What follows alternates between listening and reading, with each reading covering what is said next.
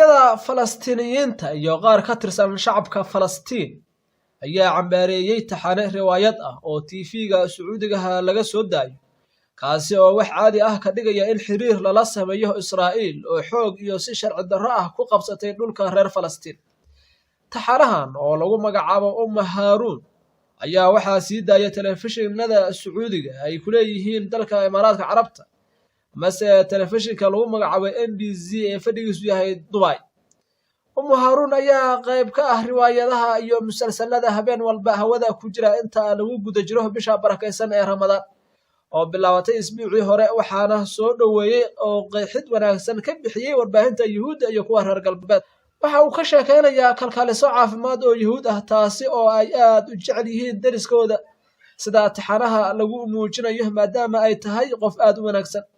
wuxuu sidoo kale muujinayaa Yuhuudda iyo muslimiinta oo si deris wanaag ah ku wada nool oo xitaa qaarkood ilmahooda ay dhex marayaan xiriir jecel.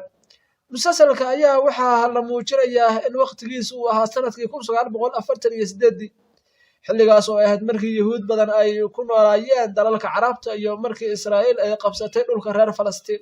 Hazim Qazim oo ah afhayeen u hadla ururka Xamaas oo ah kooxda xukunta marinka Gaza ayaa sheegay riwaayadaha TV-yada inay ka turjumayaan dadka iyo fikradooda balse aysan ahayn in qaab kale loo dhigo. qaar ka mid ah riwaayadaha Carbeed ee la soo saaray sanadahan ma ixtiraamaan arrintan waxayna faafinayaan fikrado dadka ugu yeeraya inay si caadi ah ula noolaadaan gumaysiga Israa'iil lana jeclaado. waxayna isku dayayaan inay su'aal ka keenaan qadiyadda Falastiin ayuu yiri Hazim Qazim oo u sheegay wakaaladda wararka dalka Turkiga ee Anadolu Agency. Qazim ayaa intaas ku daray Israa'iil waa cadow weligeedna waxay sii ahaan doontaa cadowga koowaad ee wadamada Carabta. Musab al-Barri oo ah afhayeenka xarakada Islaamiga ee Islaamic Jihad ee Falastiin ayaa sidoo kale dhaleeceeyay musalsalkan laga sii daayo TV-ga Sacuudiga isagoo ku tilmaamay inay tahay dharbaaxo taariikhi ah oo ku dhacday dhammaan wadamada Carabta iyo guud ahaan Islaamkaba. Salama Maruuf oo ah madaxa xafiiska warbaahineed ee dowladda ka talisa marinka Gaza ayaa sheegay in riwaayadan laga sii daynayo TV-ga Sacuudiga ay muujinayso rabitaanka ah in wax laga bedelo dareenka Carabta ay ka qabaan arrimaha Falastiin.